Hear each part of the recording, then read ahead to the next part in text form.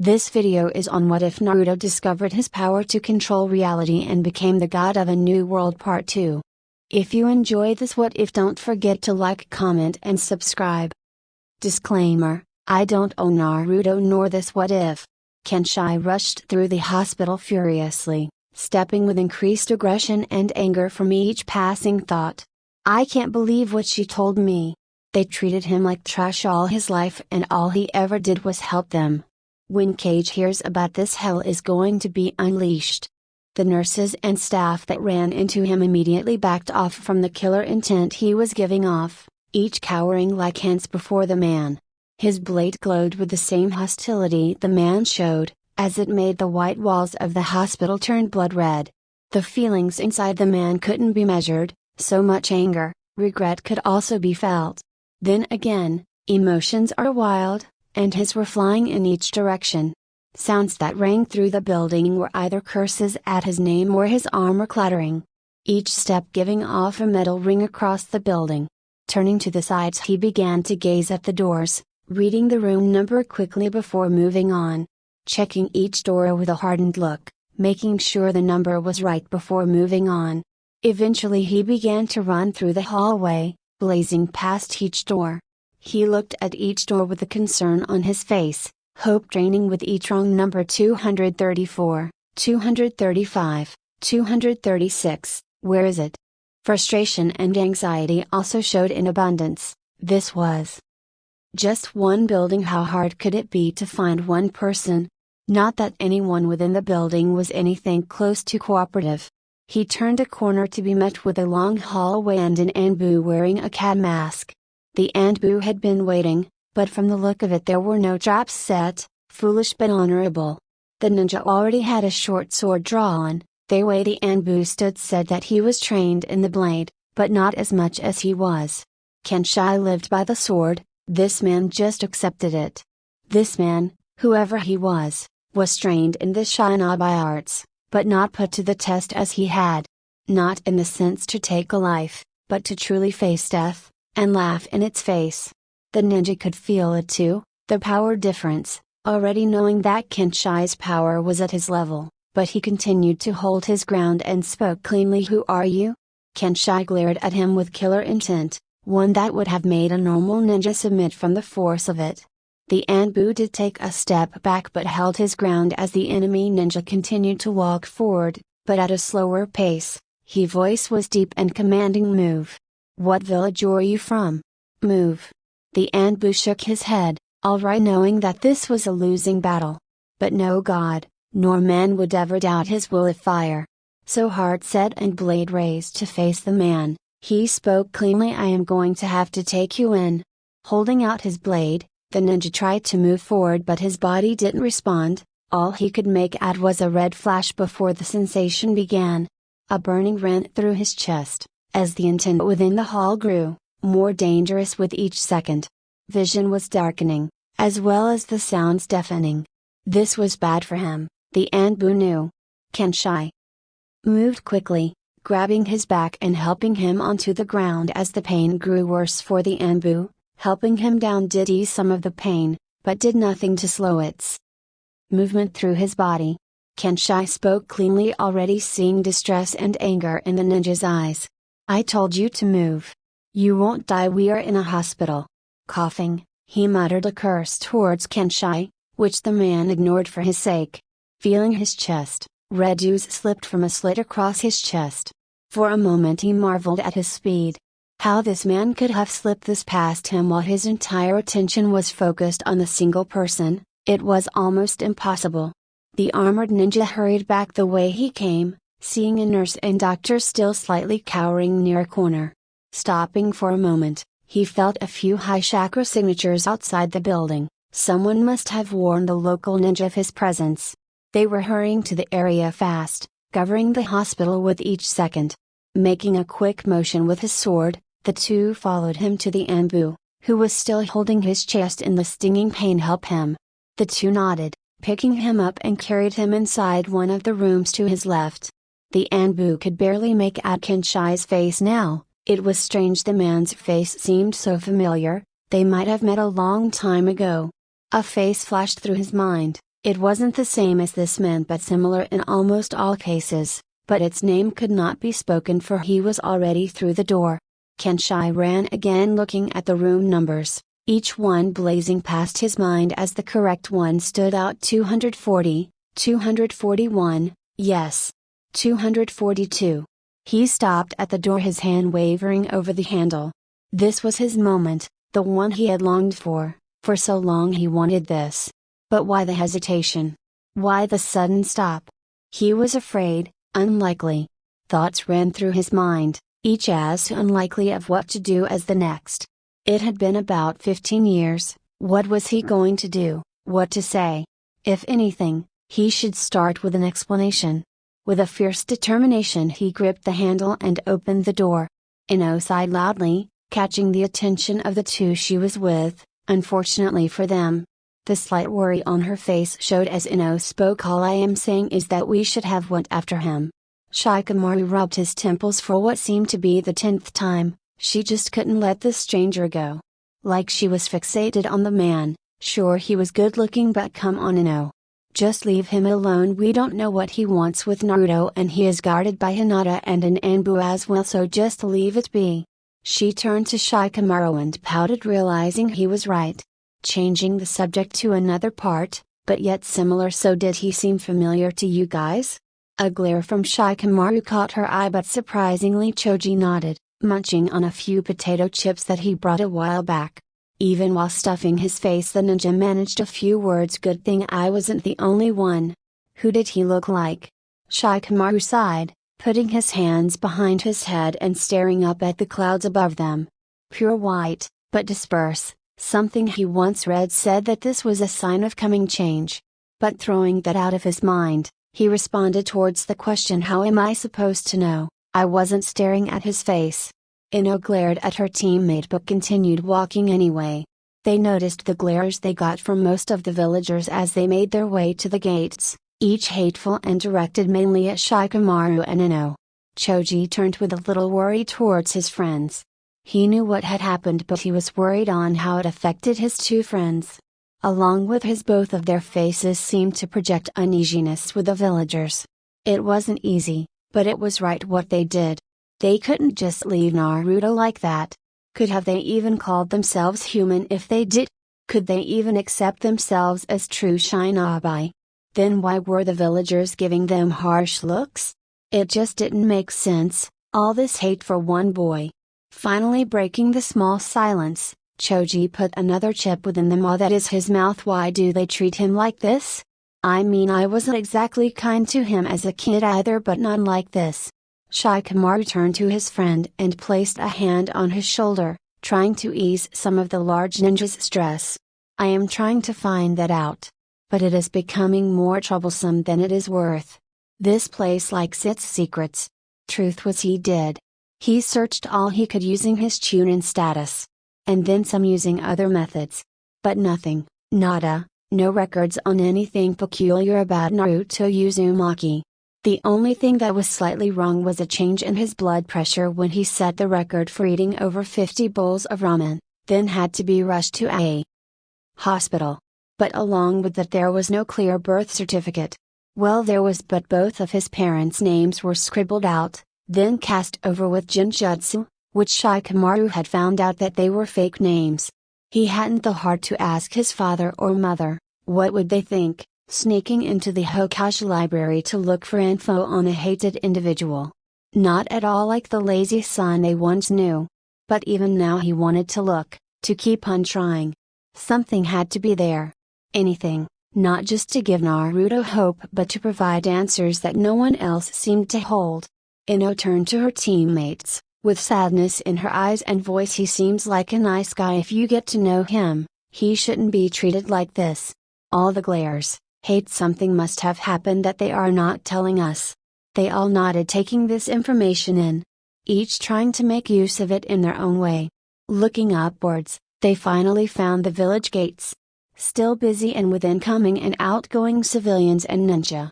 One thing that slightly caught them by surprise was their sensei running up to meet them. The man was slightly lazy, but this wasn't that odd. The odd thing was the two blades held within his hands, and cigarette missing from hand and mouth. Something was wrong. If that didn't show it, his face certainly did. A mixture between confusion, neutrality, and anger. The three were instantly ready at whatever Asuma had to say. They needed to blow off some steam anyway. Maybe a good fight could do this. The sensei finally reaching the group, he first seemingly checked the area quickly before Asuma turned to the trio, his voice saying to her, "Have any of you seen a man with red hair and armor?" Shikamaru spoke up, already knowing that his prediction had come true. "Yeah, what had happened?" Kakashi ran into him. He left the Anbu bleeding with a massive cut to his chest. "We may need your help, but keep it silent. We don't want a village-wide panic." The three nodded, already ready for where they needed to go as they followed their sensei into the village. Damn! Kenshai stared at the empty room with a dejected look, feeling as if hope had left him. This was the correct room, he could feel familiar chakra grace the room. But it was long gone. But that did mean that he was here, maybe there was a clue. He looked around the room as to look for any signs of Naruto being there. Noticing a few things that was different with the room. First, the amount of instant ramen cups were insane, the kid must have an addiction or something. Second was a fairly large green tone wallet sitting next to the bed, still full of Ryo. What kind of person leaves his wallet? It's just irresponsible. Finally, a seal sat next to the bed, possibly something to read. Picking it up and unraveling it, the scroll got insanely complicated, resembling something like a summoning contract. Does Naruto have a contract with what looks like toads? Oh, great Jiraiya, I remember you, thanks for finally showing up.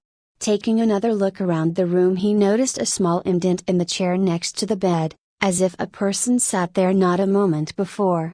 Either someone has been here a while or they just left not too long ago. They could be close. Before leaving, Kenshai grabbed a clipboard by the bed as he noticed a picture on it, a small one, but enough. A smile graced his face at the picture.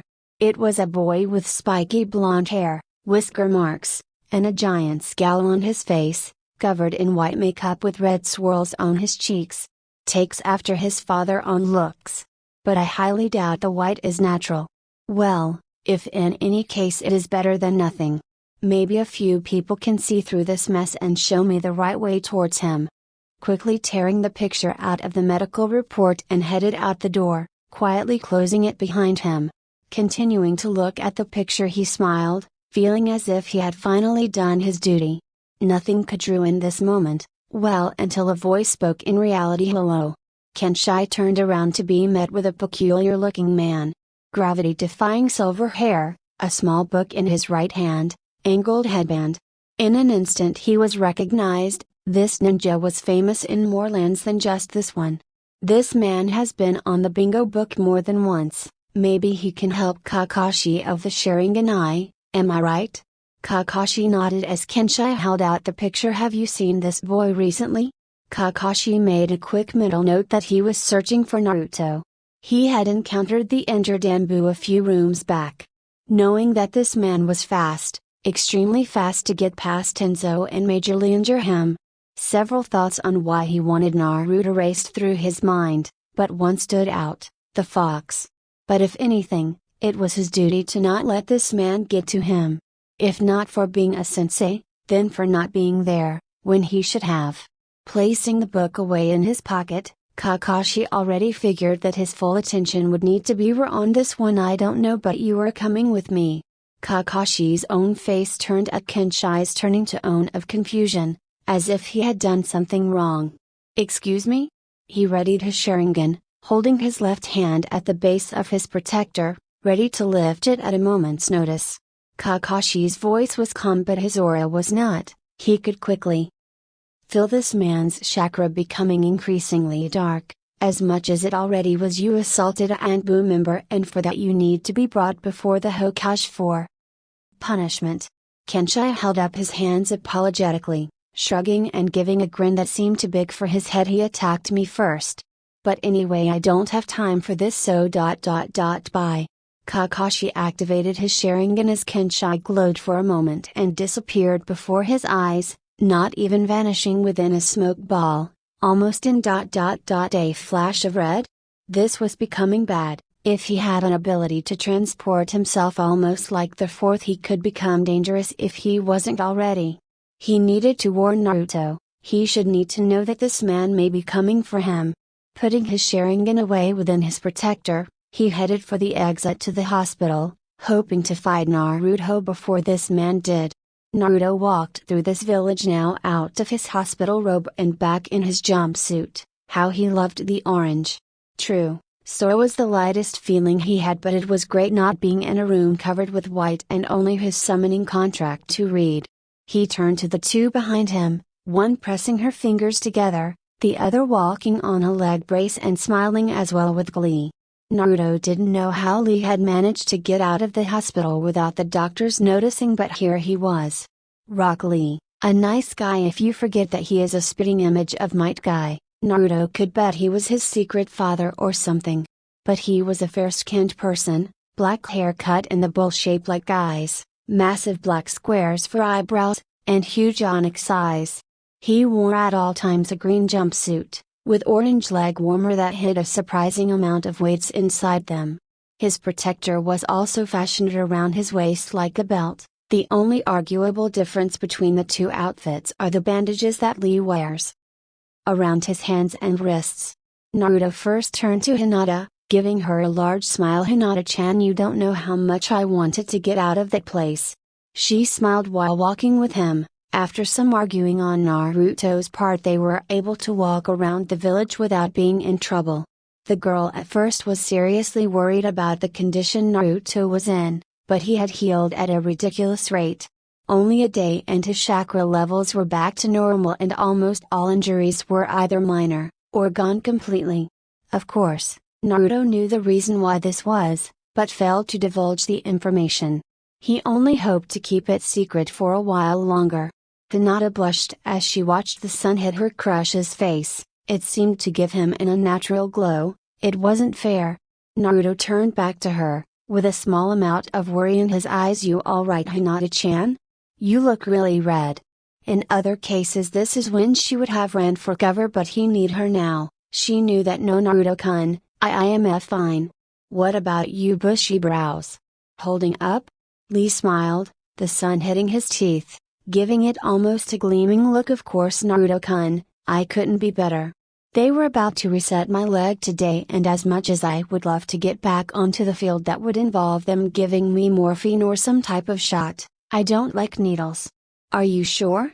It doesn't sound like they would need to do that. I am taking no chances with needles. And you know what happens when I get well woozy. Naruto nodded, hearing the stories on how Lee defeated the ninja that could use bones for weapons. The part where Gaara came in to help was a little cool, but the best part was Lee mistaking an elixir for alcohol. Apparently there is no better drunk fighter than Mr. Rock Lee. His vocal cords and stomach hurt after he had laughed so long. Lee was slightly embarrassed at the mix-up, but found a secret power. Even while drunk he could kick the crap out of just about anyone. After the thought had left his head and he returned to reality and continued on his way, accepting that Lee wasn't going back anytime soon. Hinata continued to walk with the group, happily content that she was able to spend time with Naruto, but as they continued she noticed the multiple glares and curses thrown at Naruto as they made their way through the village. Why do they treat Naruto-kun like this? It doesn't seem fair. He is the nicest person I know. Naruto turned towards Hinata, quickly noticing her solemn look and quickly deducing with his ninja-like abilities what she needed. Hey, are you alright? Did you want to get something to eat? Hinata felt her world go blank. Go get something to eat? Is he asking me out? The blonde turned away quickly, some embarrassment flying into his mind. If you don't want to, that's alright. No, I mean yes, I would like to get something. Naruto grinned, making Hinata blush as he grabbed her hand. Kairaku, here we come. Come on, Lee. Hinata sighed quietly. Oh well, if it is with Naruto-kun I don't really care. Nodding quickly, Lee caught up to the two, one in a daydream while the other couldn't wait at the prospect of more ramen. Although it was slightly hard for the one with a brace to keep up, He wasn't going to lose his friends because of a flimsy piece of plastic.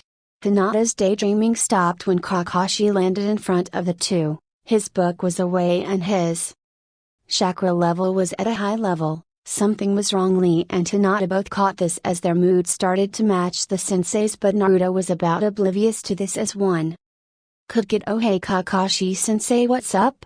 Kakashi turned to face Naruto, his eyes telling that he was nothing less than serious. Naruto, do you know a man with red hair, carries a sword and wears armor? No, I don't really know anyone by that description. Almost sounds like you're describing a samurai or something. Kakashi quickly shook his head at the boy's daftness and idiocy but kept it to himself. I am not describing a samurai, Naruto, I am describing a high-level ninja that is in the leaf now. He is dangerous. Wait, you saw him? Kakashi nodded. He took out Anbu with one hit and disappeared before I could capture him. He used some type of jutsu to get away. Which is why I need to warn you guys about him. Be on your guard, we are on alert. Be careful. Hinata, Lee, can you help guard Naruto? The two of them nodded as Kakashi sped off again, into the rooftops of the leaf. I wonder who he was talking about in Naruto-kun. He must have been powerful to take out Anbu. Lee agreed. If Kakashi-san was worried, then we must be on guard, and Anbu are not taken out so quickly or easily. Naruto grinned, one too big for his face. Don't worry, we will kick his ass if we need to, right? She giggled at his comment but froze immediately and stared behind Naruto, her eyes wide. Found you.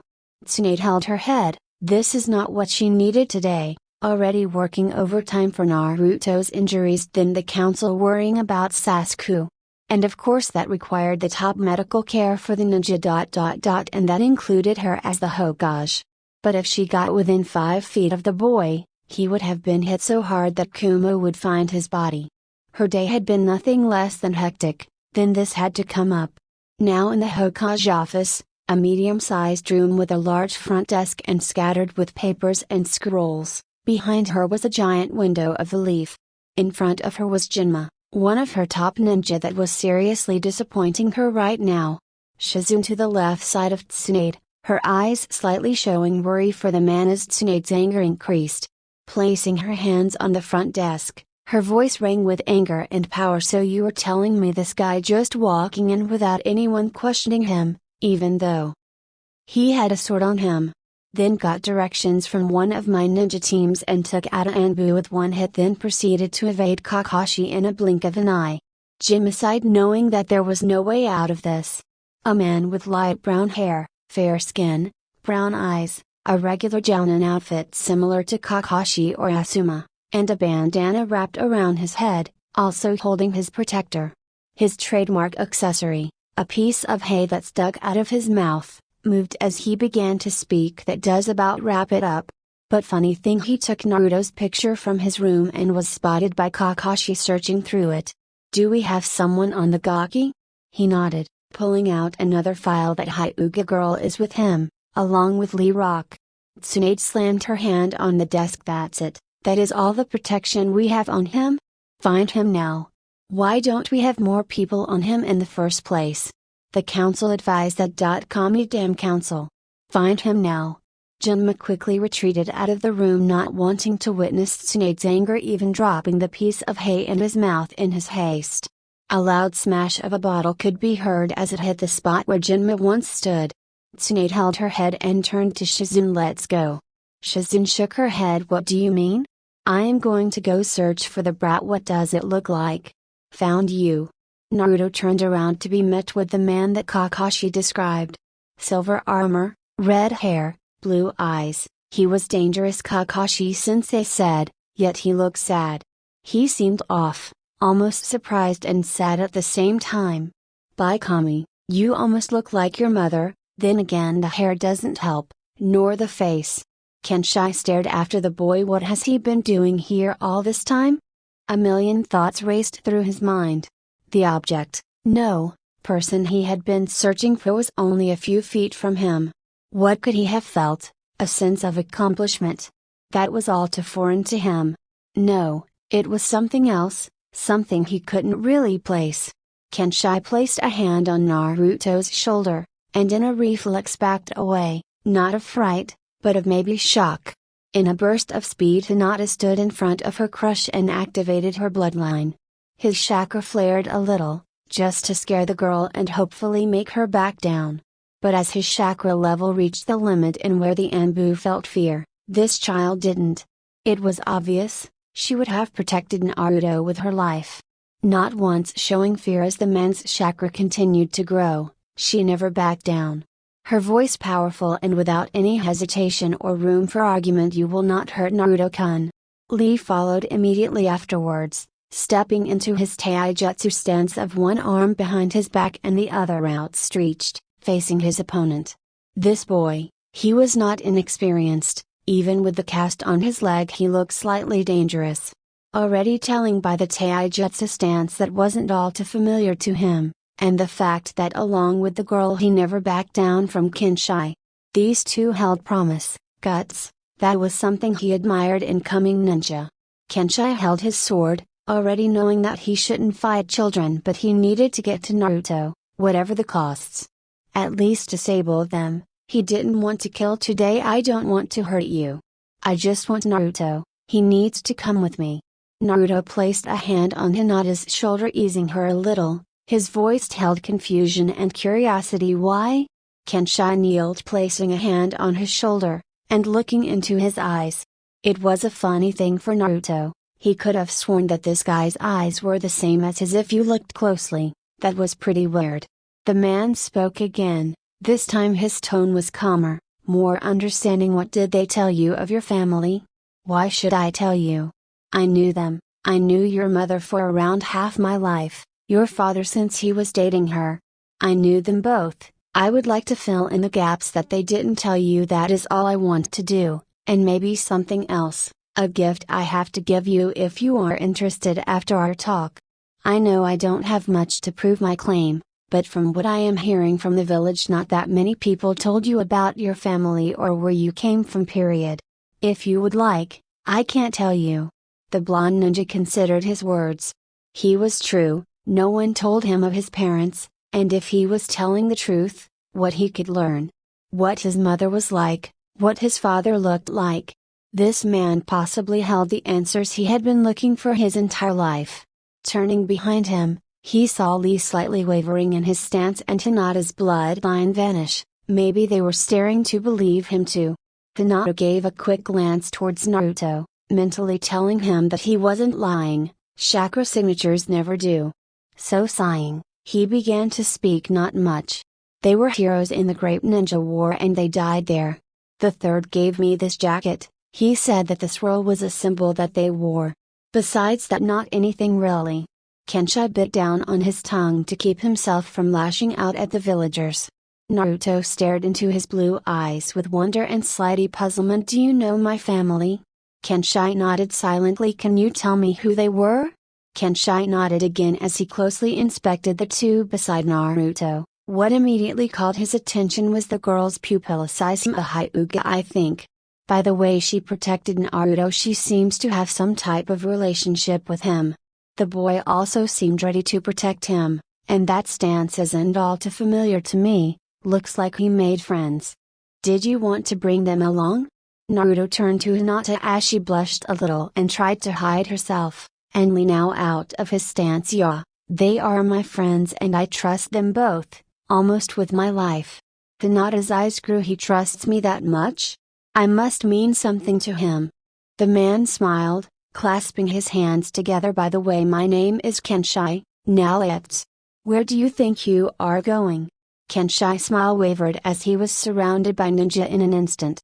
Some were the team he met a while ago, Kakashi, and the person he was sure was Hokage, due by the nature of her voice and the way others seemed to group around her, also those kids that he met in the front of the village. Great. Others were there but it didn't matter. The villagers that were in the area quickly ran away from the impending battle, not wanting to be caught in the crossfire. Kenshai had hoped that he wouldn't have to fight, but if he had to, nothing would stand in his way. He stood up, slowly unsheathing his blade as the sun hit the blade, making look even more deadly, the metal ringing across the street. His chakra also changed, it was powerful now, Matching Tsunade. At this rate Naruto comes with me. Fear shot through Tsunade's body as she stood her ground. His chakra is insane, but I will not let this happen. Tsunade stood in front of the man, her eyes showing pride and confidence over my dead body. The joking aura was gone from Kenshai's form as he spoke the next sentence. That can be arranged. As he brought his crimson sword up for attack, Naruto gripped Kenshai's arm. Stop, don't hurt them. Kenshai nodded. As much as he wanted to cut into these people for ruining his life, he put away his sword.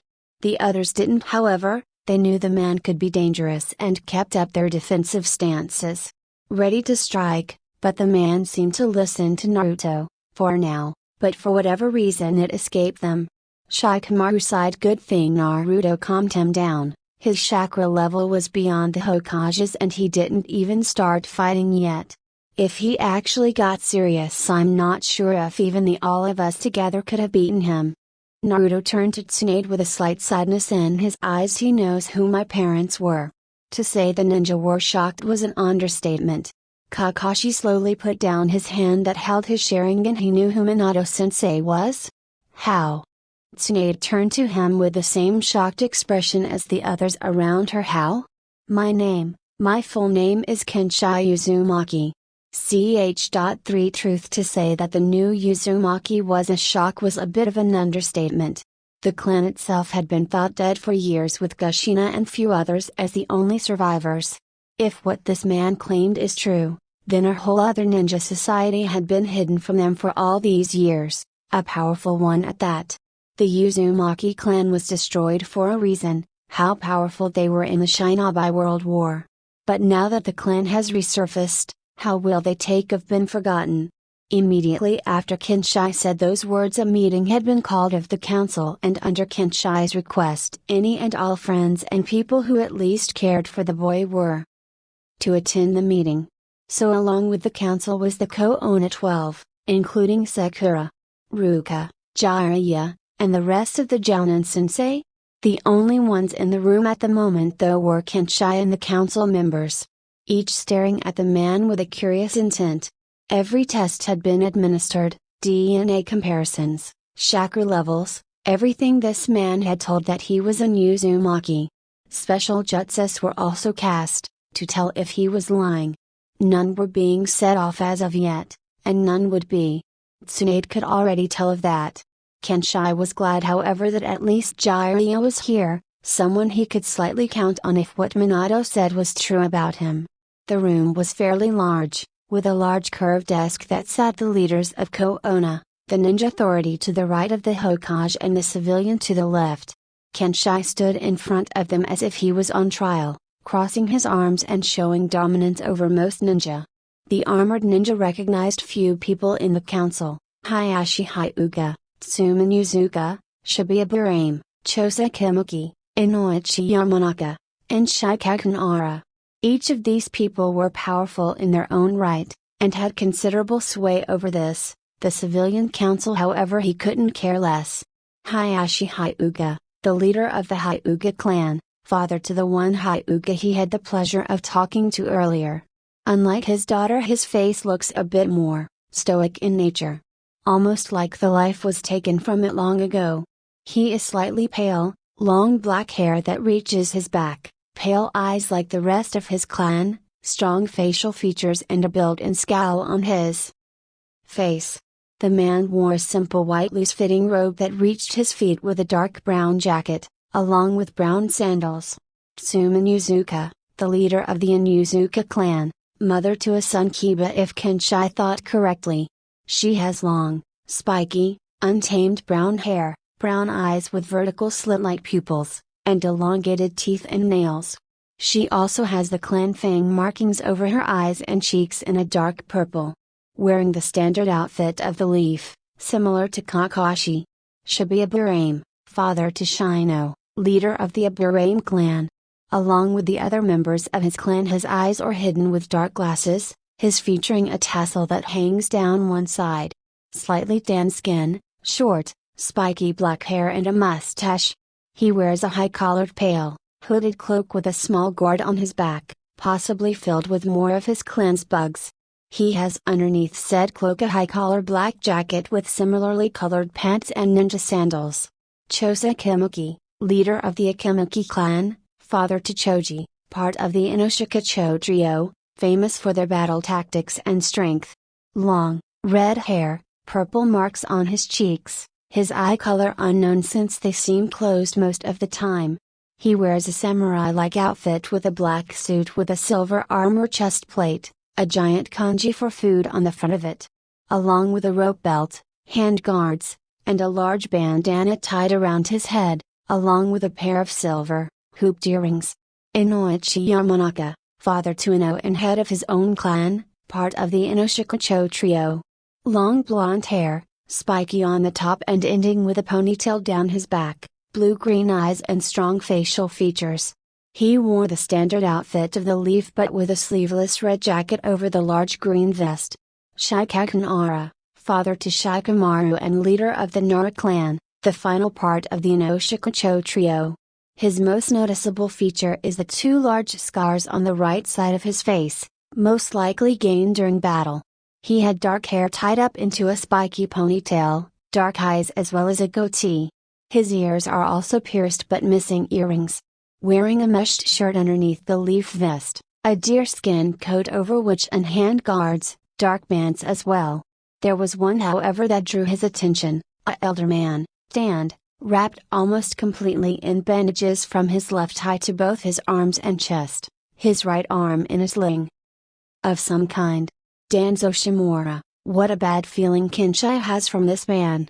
Danzo sighed at the amount of people in the building waiting on the other side. This man, whoever he was, just gave him some of the worst news, and best he could have heard in all of his years. How did they hide for so long, especially from him? Sure, the man wouldn't be a problem but his clan would. Time to get information out of this. Why are all of these people here? I thought that this was a council meeting, not a gathering. Kenshai turned to him with an anger rivaling the kibai. I wanted to see how many people cared for Naruto. I expected the entire village to be here, but I see that this is not the case. It is not our fault that he wasn't beloved by the people. No, it wasn't, I guess, nor was it your fault that he was beaten, stolen from, left half dead more than once, had his home vandalized and set on fire. No, I guess that wasn't your fault, wasn't it? Not like it was your fault. You didn't actually know he had a family past them, didn't you? That your actions would come back to bite you on the ass. Let the council know, I personally heard his father's last request before he died, and he would be ashamed in all of you. Danzo's one eye widened for a bit as he noticed a fatal error with this man's theory. If we wanted to contact you about Naruto's whereabouts, how could we? You went into hiding for years, there is no way he could have told you.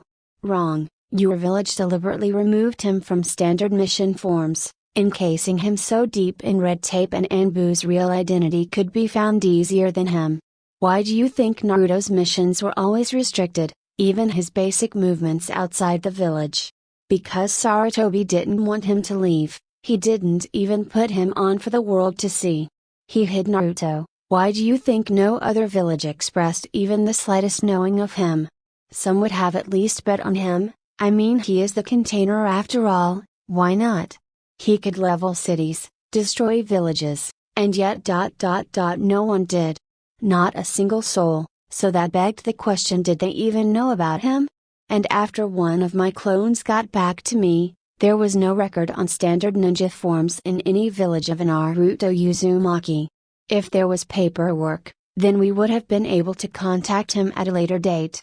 Worst part was, I was personally told by this village that he was dead. Shibi spoke next, his voice monotone and without expression. So what you were telling us is that you knew the fourth, knew what his last words were before or after his death. Someone told you of his demise, and Naruto's along with him, and you never came back. There was nothing to come back to. And as to your questions, Shibi, one, he told me if he should die that the village would protect him, those would be his last words to me. Second, I do not know what ninja told me of Naruto's death, he did not say a name. And thirdly, I saw his demise, no one needed to tell me of that. Shikaku's eyes widened, No paying attention to this man's story, he leaned forward in his seat a little. You were there? The entire time, even before I was with them. Now explain to me why his wish wasn't fulfilled? Explain. Naruto backed away a little as they heard him from outside the door. The man concentrated most of his chakra in aura, and it was menacing at the least. Even the fox inside him showed some feeling towards the stem kit. I thought I was the angry one. Kenshai turned back to the council, his eyes for a second were red, but now back to its piercing blue. They saw through the council. Almost every one of them, liars in his eyes. No, one would stop his mission. I am bringing him home, no matter if you say it is okay or not. Danzo grimaced. I need a way to make him stay here. Hold on Uzumaki, let's talk about this. Kenshai turned to the man with hate. No, I will not talk to you. The only ones who I will now respond to are the Hokage, Nara, Akumuki, Yamanaka, and Hyuga clans. They have at the very least slightly earned my respect for not hating the boy. The civilian side of the council would have none of this, one of them rising to the challenge. We deserve a right to be heard. And so did he. When we was a child he wasn't cared for, so you gave up that chance when you decided to disregard the fourth's last request. They sank back into their chairs as Shikaku turned to him. I agree that he should be with his family, but I would like to know as to how your clan knew he was here?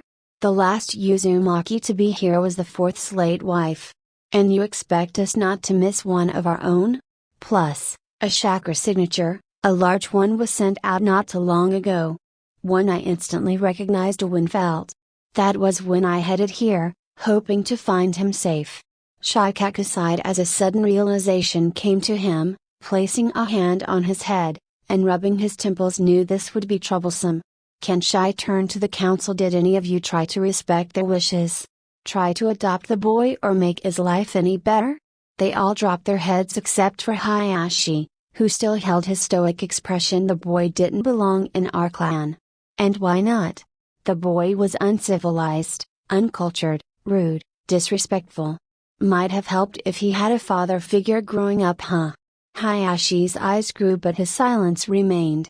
Kenshai sighed. I just heard that we had an Uzumaki here that was practically a hero. I couldn't wait to find out how much of a hero he was treated. And when I find him, this is what I see.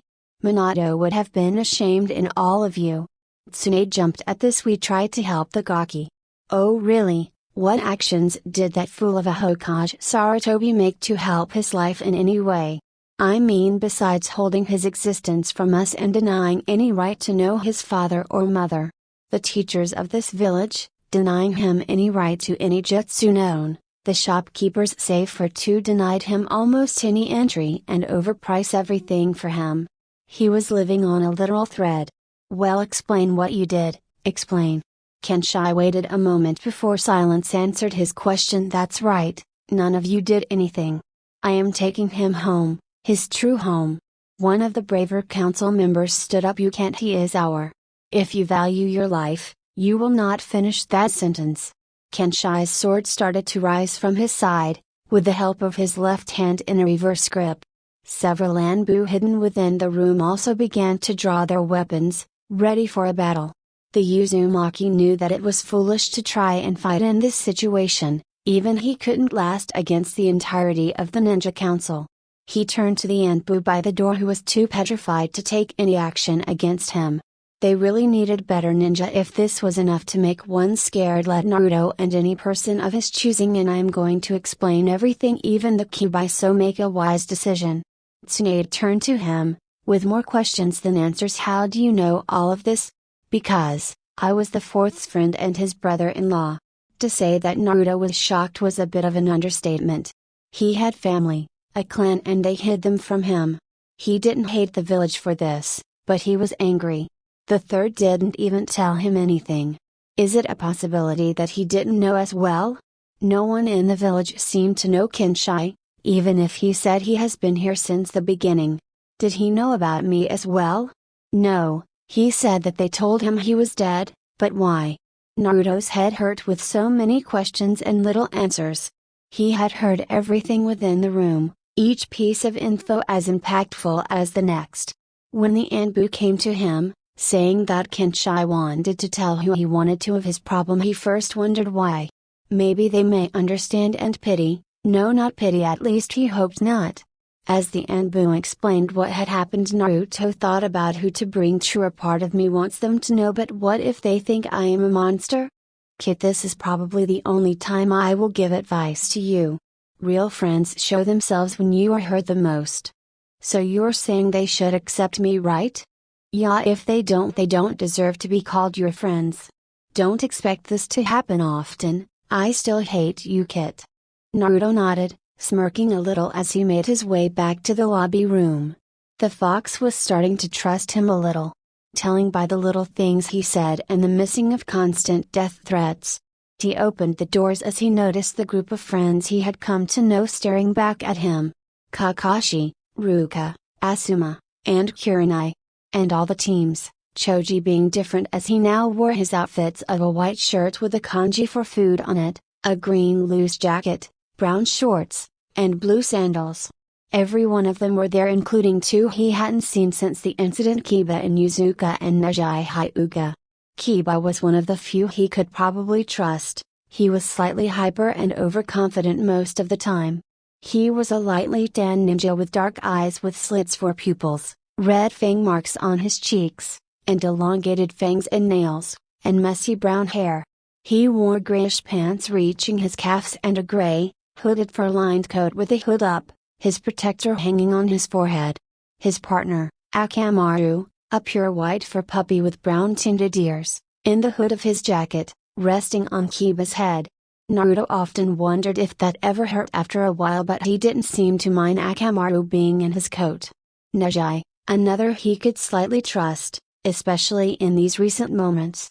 A man who had a problem with most of his clan, including Hinata, almost beating her to death.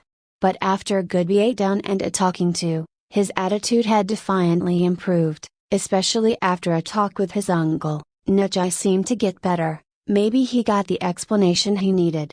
But even now he was trying to redeem himself, in both Naruto's and Hinata's eyes, trying to seek forgiveness.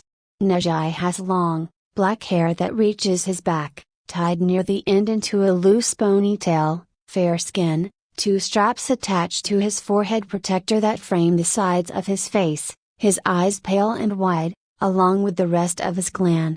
A light brown jacket, which he wore over a dull blue shirt, and mesh armor underneath it, dark brown shorts, and blue sandals. He also wore bandages around his right arm, chest, and right leg. He was missing someone though, important but annoying. Where was he? In that moment a middle-aged man walked into the small lobby.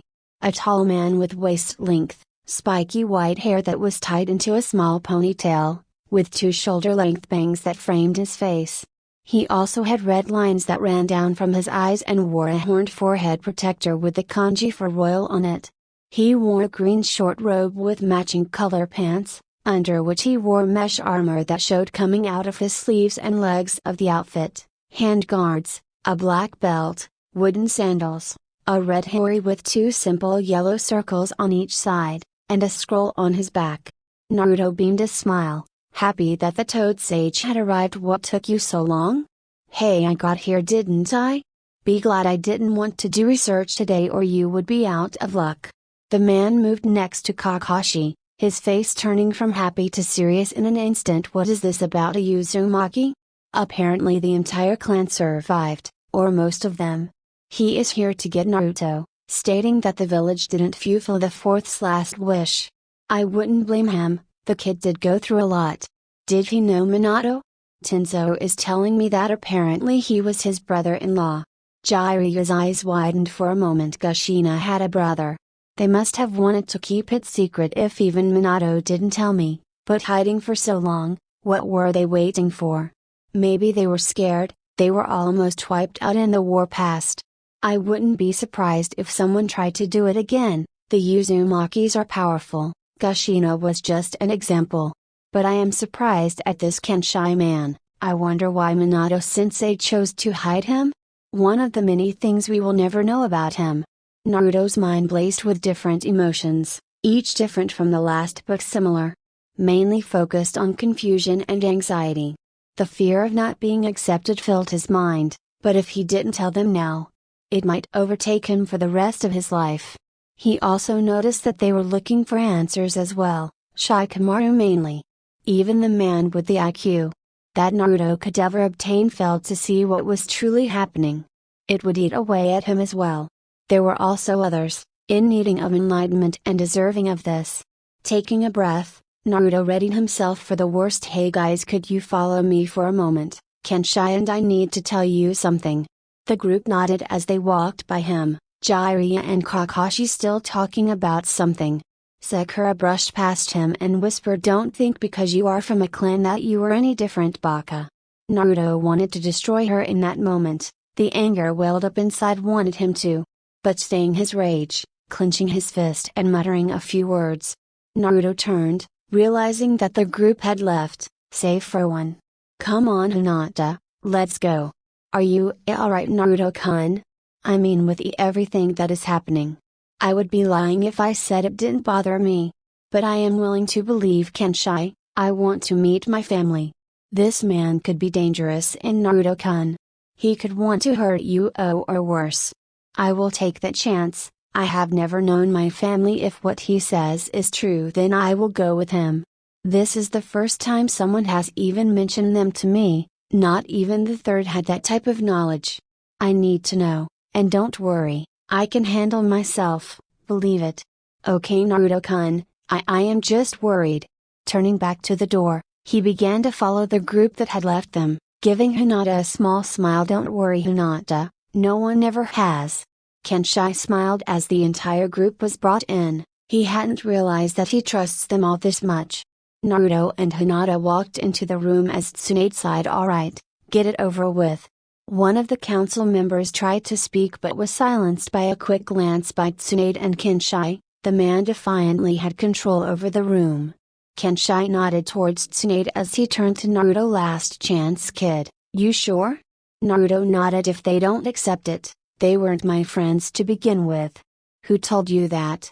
"Hey, I could have said it. Oh, I know you for 5 seconds and I know you couldn't have come up with something like that." Naruto glared at him before smiling. "I am sure." Kenshai turned back towards the group. The Jounin he had noticed moved slightly towards the right corner of the room. He guessed that they already knew of the secret, although he would hold that fact against them. He shouldn't outright, for Naruto's sake. Clasping his hands together, he got the attention of the group. "Alright class, pay attention. I am only going to say this once, about how I know why the village doesn't like Naruto and why we never came for him. A long time ago a person in this village housed a being you all know as the Ninetales. This person was the 4th Hokage's wife, Kushina Uzumaki. Now after a while this person gave birth to a child. As the Ninetales attacked, the 4th knew that he had to seal the beast inside someone, but he knew that he couldn't ask anyone to give up their life if he wasn't able to do it himself. So he did the most honorable thing he could do and sealed it into his own son. With his last dying breath the 4th told the 3rd that he wanted Naruto to grow up as a hero, not a container for the Ninetales. But instead of that the village did the opposite. The child was scorned, hated, despised, and almost assassinated a few times. He grew up without anyone but still tried to be recognized. He was an outcast from society. Being alone for more than a decade, a weaker man would have gone insane.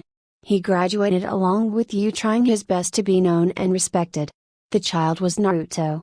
After a few moments of silence to let this all sink in, he continued, "Naruto, we never came for you because we believed you were dead. I was told by a ninja from here that you died along with the Ninetales after the sealing. I didn't have time to check before I left, but I apparently should have.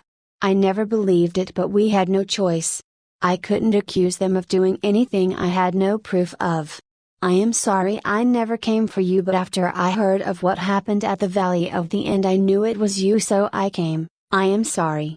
They stood there for a moment as the rookie 12 took this all in.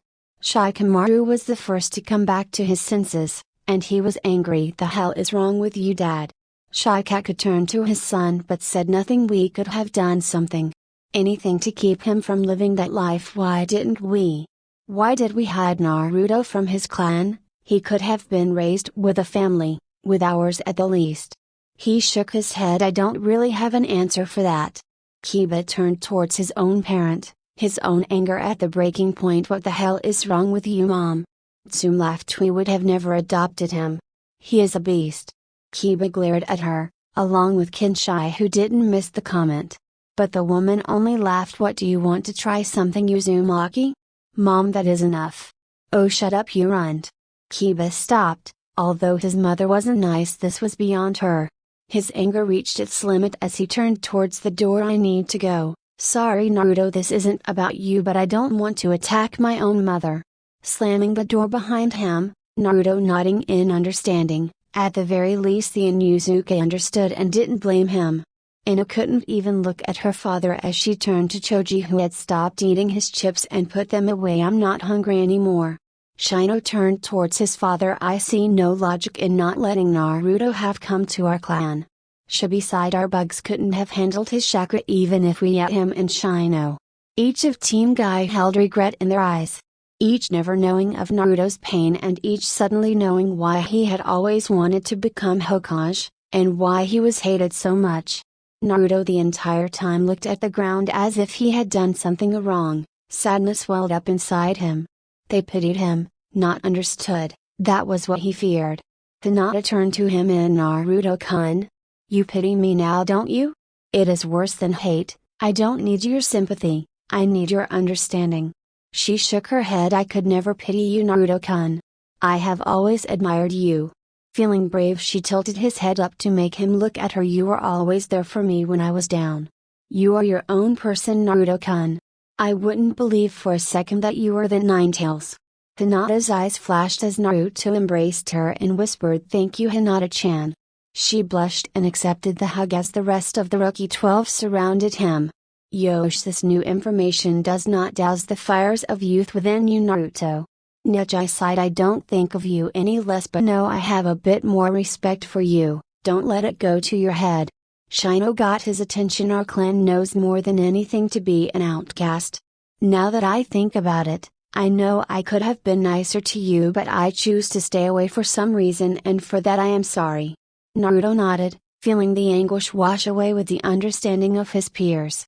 He needed this, released from the pain and the secret he held inside of him. It would all be better now, hopefully.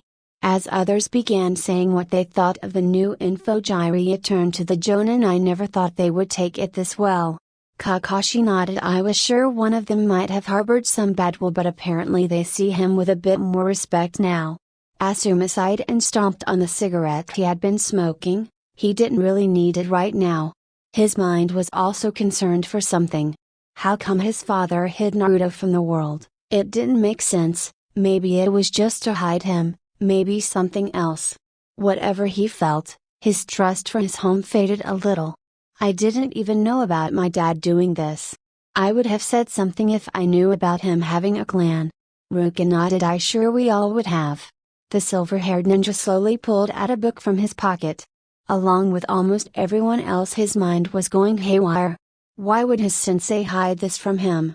Didn't he trust him? Maybe Minato wasn't as Kakashi saw him to be. No, but still, everyone has secrets. He should know that more than everyone. Even I didn't know Minato sensei's wife had a clan. How come no one knows this? This is too weird, might want to look into it later. Sakura stood away from the group staring at Naruto. He has the fox inside him, all this time? Okay, face it, you were wrong about him. No, he is still not better than Sasuke. He has a long since thought extinct clan. He is the son of the fourth, and is the hero of the leaf for having that Ninetales in him. What more could qualify? He just doesn't. Okay, leave me alone. He shut out her inner self as she watched Naruto being well wished by his teammates. Kenshai smiled at the group. This was one of the better expectations he had of them accepting Naruto. But the group behind him were starting to becoming restless. Might as well solve their problem now. Alright, now what you all know is an S-class secret, so don't go gossiping around. Almost all of their eyes turned towards Ino at the comment. With each seemingly understanding the need to keep this a secret, Kenshai let that issue go. He then turned towards the council. crossing his arms again to show dominance of the room. Now that is out of the way, let's talk about Naruto coming back to his home.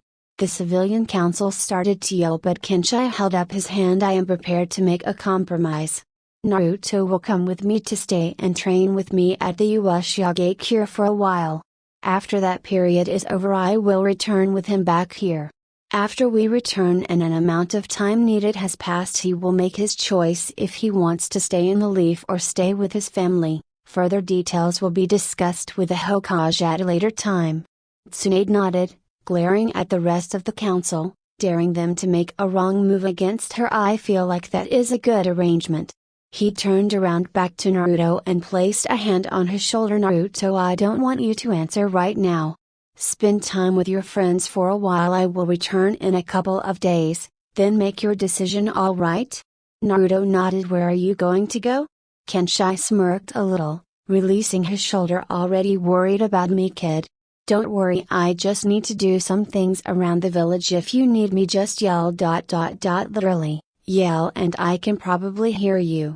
One of the council members stood up. Don't you think it should be our choice if a shinobi leaves or not?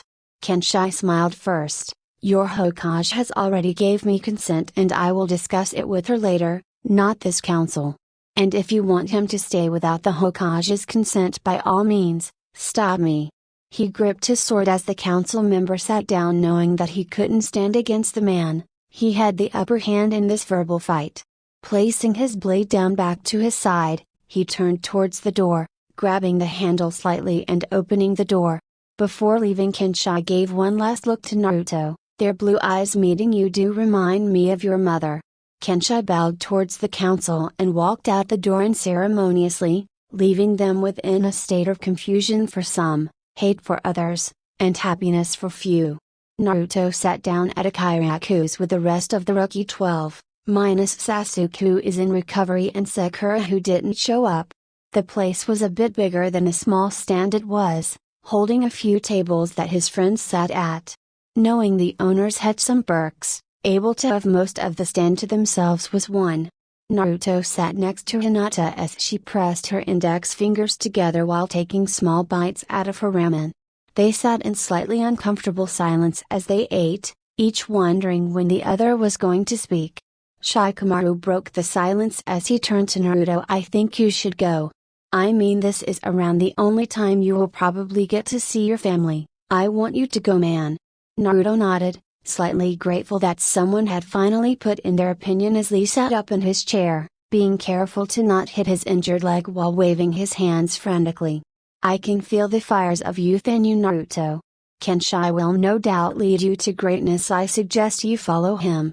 Naruto smiled at his friend's antics as other people agreed with it too, but the train stopped with Kiba. Hey man, don't get me wrong, it is cool that you found someone who knows about your family, but don't you think it is just a little off that someone randomly appears saying that he knows your family and wants to take you away?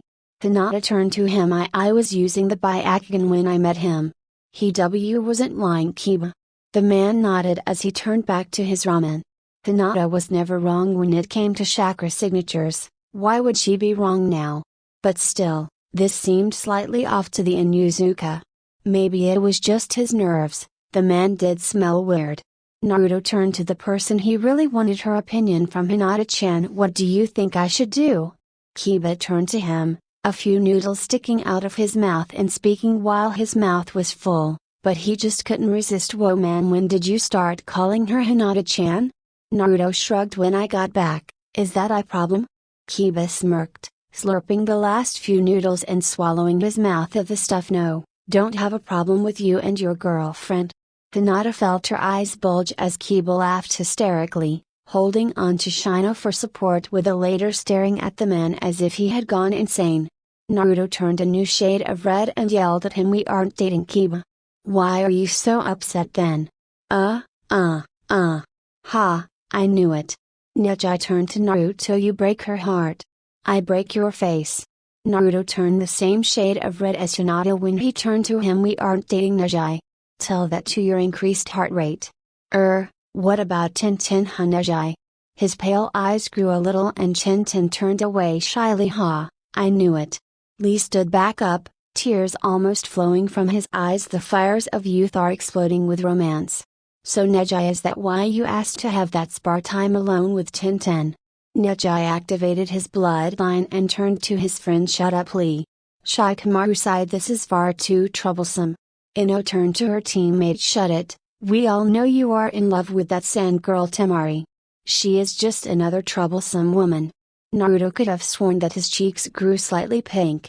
The debate continued on, growing with intensity and fury, eventually leading to a full-on war of a food fight, in which others stood back, while Kiba, Lee, Choji, Shikamaru, and Naruto went to town. A silent Kenshai smiled at the group as they ranted on about who liked who throughout the night. Thank you for watching.